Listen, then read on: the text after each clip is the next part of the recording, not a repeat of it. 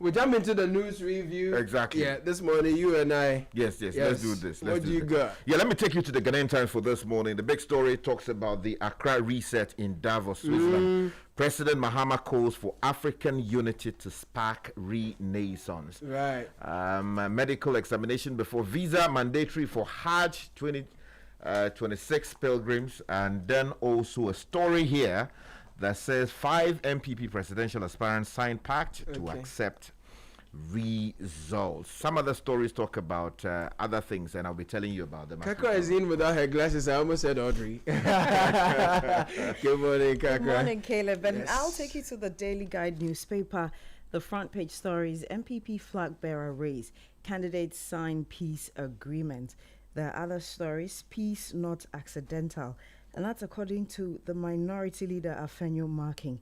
Also, Mustafa Hamid drops fight against OSP charges. And I believe Oforiata will return. That's according to Gabi Ochredako. Let me take you to the Chronicle. Police reject $20,000 cocaine bribe. Arrest suspect transporting substance with some 1 million Ghana cedis in Nigerian registered vehicle. Wow, this is an interesting one. It basically confirms what the IGP told us. Yeah, if you want to bribe them, forget it. Yeah, because now they won't push. Also, on the front page this morning. Congratulations, Ghana Police. Exactly. 6 remanded over 7.5 million Ghana cedi at Dabraka gold robbery. And dangerous fishing in Afram Plains. Hooks endanger humans instead of fish. Okay, to the Herald now, and crying baby Ken Agyapong begins NPP 2026 peace pact on shaky note. Late MP's wife cites faith, service and public appeal in by-election bid, and that's Hajia Mina Adam. Also, Accra High Court chases President Cheddar for $14.9 million judgment debt. NACOC boss unveils committee to tackle drug trafficking, and US-based Old Boys deliver $100,000 gate to Bishop Herman College amid calls for wider rehabilitation. Lovely. Let me take you to the Daily Gist. NPP seals unity deal with 5 aspirants, some 211,000 delegates to vote. Also, the front page this morning: Mahama bloated government exposed. And Akufo-Addo leads Commonwealth team to Bangladesh pose. Okay, I have the insight. It's my penultimate. The insight is reporting on its front page. Mahama warns African leaders, says dependency on the West a trap, not sovereignty. Also, the Yankee empire is in irreversible decline. Cubans respond to Donald Trump's threats. NPP presidential aspirants commit to peace pact ahead of January 31 primary. Other stories: Forestry Commission Deputy CEO targeted for defending Ghana's forests. Why regulation matters. Dr. Amega speaks on the future of African herbal brands. And behind the scene of medical kalabule, alleged claims of coordinated scheme against Ghana Health Service DG emerge. Let me take you to the Ghanaian publisher. NPP is bigger than any aspirant. That's coming into from former President Nana Addo Dankwa Akufo-Addo. Also, the front page: Afenyo Marking wants NPP unite or lose 2028 elections. Also, NDOs back salary freeze for absentee doctors. Finally, for me, the Inquisitor.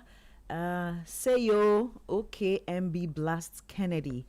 Pictures of Osei Che Mensa Bonsu and Kennedy Agyapong. Also, MPA wants scrap fuel price floor policy. And it comes with a picture of Abbas Tasunti, Director of Economic Regulation and Planning at MPA.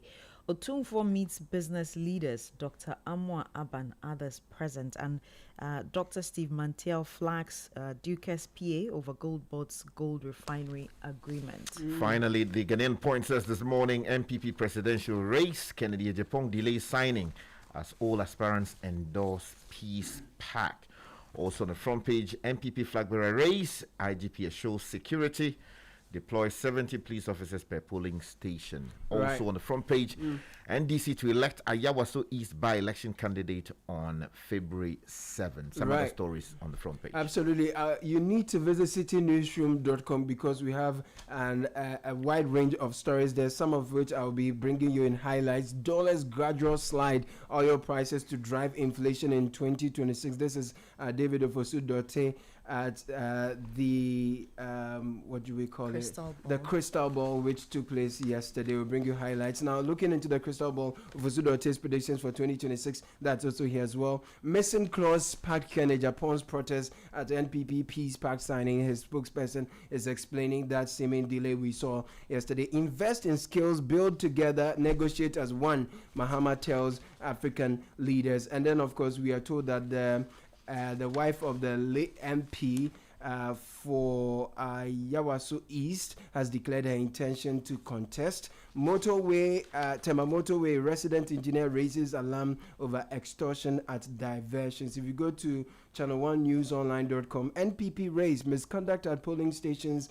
will lead to results cancellation. Joe Osewusu is speaking here. Opposition is painful and lonely. This is Apanyo Marken. Abuse of judicial power erodes public confidence. Chief Justice tells new judges. If you go to the High Street Journal this morning, Mahama pitches Ghana as proof point for Africa's post-aid economic reset. Fuel prices drop, but Okada fares remain unchanged for commuters. And 6 sectors push back after falling producer prices. And if you go elsewhere, could Trump's bid to become peacemaker in chief sideline the struggling UN? And the final one, Russia, Ukraine, and US to hold trilateral talks in Abu Dhabi. Okay, so let's take off this morning. I want to start with a story about the police officers who allegedly rejected some $20,000 in cocaine bribe. The story is on page 3 of the Chronicle. Is by John Bediako, reporting from the Volta Regional Capital, and it says in a major anti-drug operation on Wednesday, January 1, 2026, the Volta Regional Police Command, according to the Chronicle's unimpeachable sources, intercepted a Nigerian-bound vehicle carrying narcotics worth over 1 million Ghana cedis. Now, it is, however, not known whether the illicit drug originated from Ghana or the latter was being used as a transit route. Now, what is known is that the suspected drug carrier offered the Ghanaian police officers a cool $20,000 as bribe to free him from the grip of the law, but the offer was rejected outright. Now, the black Liberty Jeep, driven by a 46-year-old Charles Adenkule and registered in Nigeria, was stopped at Utama barrier between Ada Junction, which is Kase in the Greater Accra region, and Sogakope in the Ketus and South Tong municipal capital. Now, a search of the vehicle uncovered 10 parcels of compressed substances suspected to be cocaine, with a street value of some 1 million Ghana cedis, along with about half a kilogram of compressed dry leaves suspected to be Indian hemp, hidden behind the vehicle's inner lining. And it goes on to provide some other details. Right. It's important that we commend the police officers who have carried out this, because $20,000 is not small money. Great job. It's a great job, and I Great think job. that they deserve some promotion We for what they have we done. like what we are seeing and hearing from the Ghana police. Long may it continue. Exactly. Okay, the Herald is also reporting some news from NACOC. The boss unveils a committee to tackle drug trafficking on in the Herald newspaper, and the Right. story reads: the Director General of Narcotics Control Commission, NACOC, Brigadier General Maxwell Obuba Mante, has inaugurated a 16-member narcotics interagency coordinating committee, NICC, to enhance joint operations and intelligence sharing in the fight against narcotics-related crime. The committee, made up of representatives from key state security and intelligence institutions, is expected to operate as a joint operational and coordination body in line with NACOC's policy direction. Its work will focus on intelligence-led collaboration aimed at staying ahead of organized criminal networks involved in drug trafficking and related offenses. There's a story that I want to draw to your attention. The story is sort of weird. It says security crackdown, 30 Nigerian sex workers made to clean up Tamale market. The story says is by Richard Osu Achao, and it says a nocturnal security operation by national security operatives in the northern regional capital Tamale has led to the arrest of 13 Nigerian women identified as commercial sex workers. Now, the operation carried out on Wednesday night also targeted suspected drug peddlers in parts of the metropolis. Now, following the arrest and interrogation, the women were made to sweep portions of the Tamale Central Market before being handed over to the police. Now, that is where my concern is. You know, you saw some people in the night suspected that they were doing, soliciting for whatever they were soliciting for. And then you ask them to sweep the market. I think this is, extrajudicial, and I don't think that we should encourage that. Well. If you arrest the people and you have cause to believe that they have done something wrong, put them in the way of the law. Exactly. Very well. Now, if you missed the crystal ball, Emmanuel Opon has a beautiful highlight on CitiNewsroom.com Ofosu.tip's predictions for 2026. Now, 2026 is the year of the fire horse. A year of speed, ambition, risk-taking, and sudden shifts, according to senior partner at AB and David Ofosu. It will be a year when countries and businesses act boldly, not cautiously, and when decision-taking quickly will reshape markets. Eastern economies, especially China and parts of Asia, are expected to be bullish, aggressive, and expansion-focused, driven by cultural belief in action and momentum. Now, we're told July this year is the time to watch America closely because it's the most important months of 2026. What happens is that the United States will mark 250 years of independence. That was a milestone no global empire has crossed without major change. And the Fosu is saying that it suggests a turning point, not necessarily the end of the American power. It goes on to say America will keep its military power but lose global control. Now, we are told that the global powers will shift from 1 to about 5. The world moves from 1 order to 5. There will be no longer one dominant global order, but there will be military power, economic power, control of resources, population strength, and digital and AI dominance. So we are learning that our population will be a huge resource if we learn to harness it well. More details on CitiNewsroom.com. Check out that story and you'll get more. Okay, now I don't know if you call it coincidence, but Sky and I are holding the same story, 2 different papers ready to read. Same angle. Yeah, same story actually. This is so I'll take mine from President the Mahama, President Mahama warning African right. leaders. Okay, and details will start from the front page. The story reads: President John Dramani Mahama of Ghana, who is also convener of the Accra Reset Initiative, has warned African leaders that the continent's dependence on external powers is not true sovereignty, but a growing trap. Speaking at the Accra Reset convening yesterday in Davos, Switzerland, President Mahama highlighted what he described as Africa's triple dependency. He said many African countries rely on others for their security decisions, depend on donors for health and education systems, and supply critical minerals to the world while capturing almost none of the value. President Mahama said, and I quote, "This isn't sovereignty, it's a trap, and it is getting worse." He stressed that the only way out of this dependence is for Africa to build its own capacity to act. In my quiet moments, as I try to find solutions, here's what I've learned. Crisis creates clarity. The clarity is this: we must build our own capacity to act, he advisedly said. And the paper has paragraphed bits of his speech, partnership, not pity. So these are just the captions or the headlines. So a new architecture for cooperation, reliance on external powers for security choices, from national success to regional prosperity, and a legacy for the next generation. So these are some of the captions they are highlighting the president's speech in Davos. Okay, right. So let me take you to something else related to leadership. Yesterday, the NPP held a big event in Accra to commit to peace before, during, and after their internal election to produce a flag bearer. Correct. Now, page 3 of the Ghanaian publisher has that story and says NPP is bigger than any aspirant, quoting former President Nana Addo Dankwa Akufo-Addo.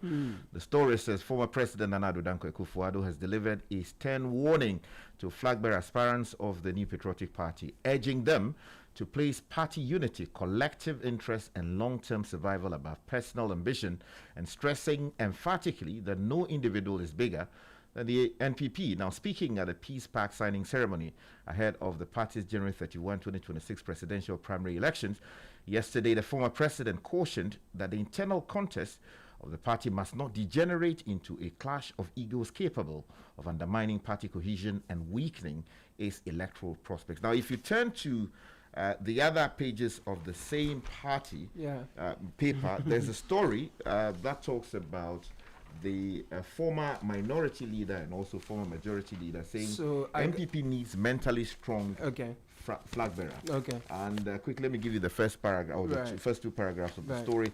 Former majority leader in parliament, a member of parliament for Suame, former member of parliament. But he has a new role now. Yes. He's not a new minority leader. No, he's no longer the minority leader.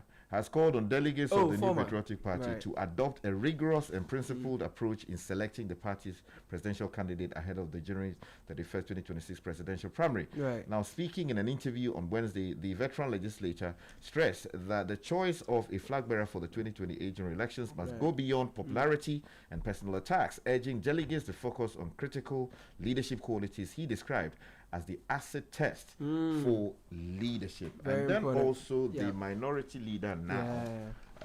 Okay, I actually thought you were referring to him earlier. Okay. That's Hackman Oko. Hackman, the minority leader. The first person you referenced. Oseiche Mensah. So this is the minority leader now. Yeah, his predecessor. Very well. So this one says, Apenyo Marking wants NPP unite or lose 2028 elections. That story is on page 8. Yeah. Minority leader Alexander Kwame Apenyo Marking has warned that deepening internal divisions within the opposition New Patriotic Party could derail the party's prospects in the 2028 general elections and severely weaken the minority's ability to hold the government accountable. He was speaking at yesterday's event. Canadian Agyapong spokesperson was explaining the little the brief pause we saw while the signing was ongoing. He says that some missing clauses sparked his protest at the NPP's peace pact signing, and this is Kwesi Kwarteng. He was speaking to us on the Citi newsroom in the afternoon, where he said that there are some clauses missing, and the candidate, initially the expectation was that the organizers would have served the parties with the documents of the peace pact so that they would have read earlier and known the details and content of it before they came for the event and undertake the ceremony. Unfortunately, we did not get the documents as earlier agreed amongst the parties, so Ken had the first-hand opportunity to go through the documents at the venue, so that explains what we saw there. Okay, I'm staying with the Inside newspaper, and this is an interesting story. Tema Motorway resident engineer raises alarm over extortion at diversions, and the paper reports that the resident engineer for the Accra Tema Motorway reconstruction and expansion project, Kwabena Bimpong, has cautioned motorists to be vigilant against individuals impersonating workers on the project. Engineer Bimpong, in an interview with Citi News on Thursday, January 22, alleged that some culprits have been identified wearing safety vests belonging to the project contractor Maripoma Enterprise Limited and extorting money from road users. He said, and I quote, "This has come to our attention and we are working on it. Some locals wear the vests in Maripoma purporting to work with us and position themselves at U-turns and diversions, especially at night, to collect money from motorists. We are monitoring the situation and have also informed the police who are supporting us." And talking about allegations of extortion, I want to talk about DVLA requesting or insisting that we pay certain monies before we can do our renew our roadworthy certificates. My sister experienced that yesterday. She was prevented from... You mean some DVLA officials? Well, we went to do renew our roadworthy certificate, and we're told that she was told that she could not do it unless she paid a supposed fine, and the fine is emergent from a note that is written by a manager at the OUB. The OUB section where you can renew your vehicles. It's not signed, but it's stamped, and the claim is that certain persons, a task force, and I thought that the last time this matter came up in December, we're told that the task force that was sort of inspecting people's roadworthiness had been suspended. So I'm wondering why you're being prevented from renewing your roadworthy certificate Until because a task force said they stopped you and you didn't stop.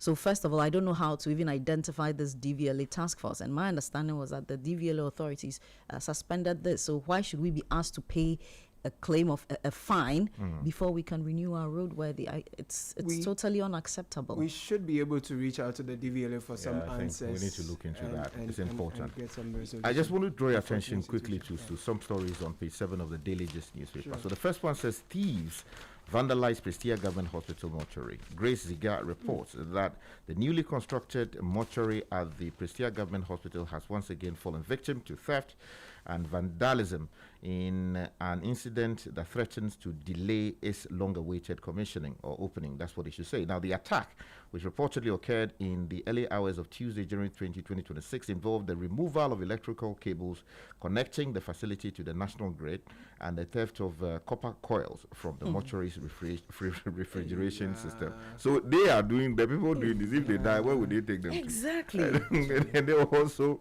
50 contract mumps disease in Qatar. This is a troubling one. I saw the story elsewhere yesterday. Grace Ziga reports that health authorities in Qatar in the Volta region are grappling with a sudden surge in mumps as Agyapong cases, raising concerns among residents about public health and safety. As Agyapong is a very serious matter, and I hope that they will deal with it properly. Firefighters rescue dog trapped in well at Amamole. Stories on myjoyonline.com that officers of the Ghana National Fire Service swiftly rescued a dog that had fallen into a well at Amamole, Canada Junction following a distress call on January 20, 2025. According to a press statement, three-member rescue team led by Assistant Divisional Officer ADO1 Nana Kobna Baine was dispatched within minutes to the call, and the team arrived promptly at the scene and carried out the rescue in accordance with standard safety procedures. Wow, that's beautiful. The trapped dog was successfully rescued from the well unharmed. Wow. And the statement issued by the Public Relations Officer of the Ghana National Fire Service in the Greater Accra region on Wednesday praised the swift response of the officers and highlighted the service's commitment to protecting life and property. The well is quite deep now. They've done one. The dog is out. It's looking very well. Yeah, I mean, you see those days when you're going to school elsewhere, that you see that the people they are racing. People. You see, they're going to carry cat. Rescue cat and dog. We too, we have done some. No. This story has to be on BBC. We too, we have done some. Does the say anything about the owner of the dog? It hasn't mentioned the owner, but the owners called the Ghana Fire Service to rescue the dog. I hope some people are not trying to do the super.